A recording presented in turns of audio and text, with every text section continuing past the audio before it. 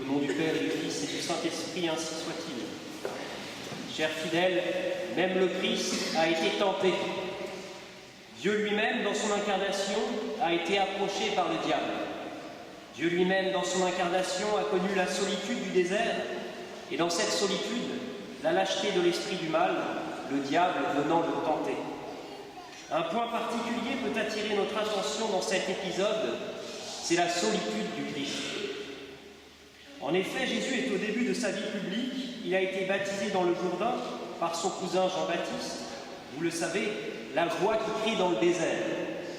Et il se retire du monde, seul. Et il trouve une autre voix dans le désert, la voix qui murmure dans le désert, la voix du diable. Le Christ a cherché la solitude, la retraite, et voilà qu'il reçoit la visite de son ennemi, qui se trouve ici être son tentateur. Selon les exégètes, le désert a une double valence, une valence positive, car il symbolise le lieu de retraite, de prière et d'ascèse, et une valence négative, car il est le lieu des tentations, du combat, de la lutte, le lieu où habite le démon. Symbole classique. Quoi qu'il en soit, notre Seigneur s'y aventure seul, conduit par l'Esprit de Dieu, bien entendu, mais humainement seul. Et le démon profite de cette solitude, non pas d'une faiblesse quelconque, car le Christ est humainement parfait, mais de cette solitude pour murmurer ses tentations. Un philosophe de renom disait « L'enfer, c'est les autres ».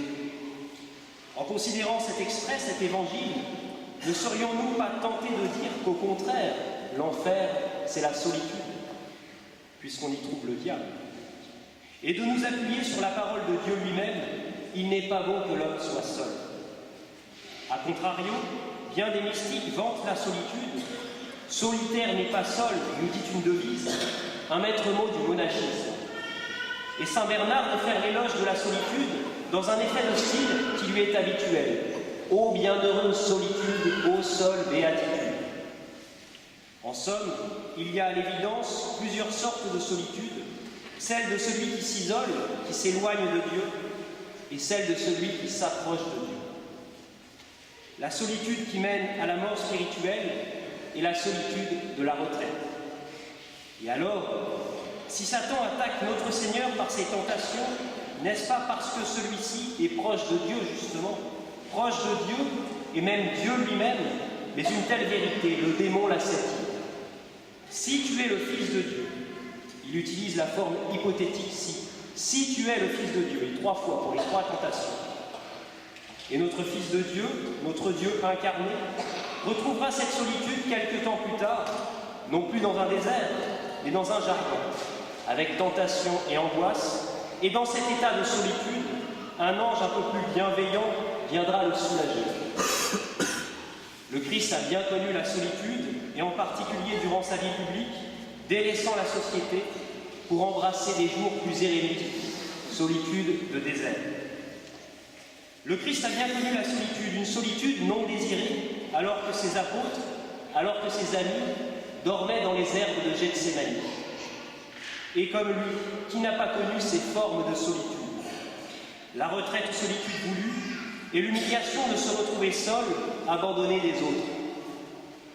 Aujourd'hui, dans une société où la solitude se vit surtout dans un certain individualisme, nous commençons un retrait du monde, un carême. Nous nous mettons en quarantaine, non pour être seuls et oublier les autres, mais pour vivre un seul à seul, ou plutôt un face à face avec Dieu. Que notre solitude ne soit pas individualiste et nous aide au contraire à repousser les tentations d'une part et aussi à renforcer notre charité d'autre part. Nous faisons un retrait du monde, un retrait de quelques semaines pour nous remettre face à l'essentiel. Nous laissons certaines convoitises, nous laissons les tentations dans leur solitude respective pour nous adonner à Dieu.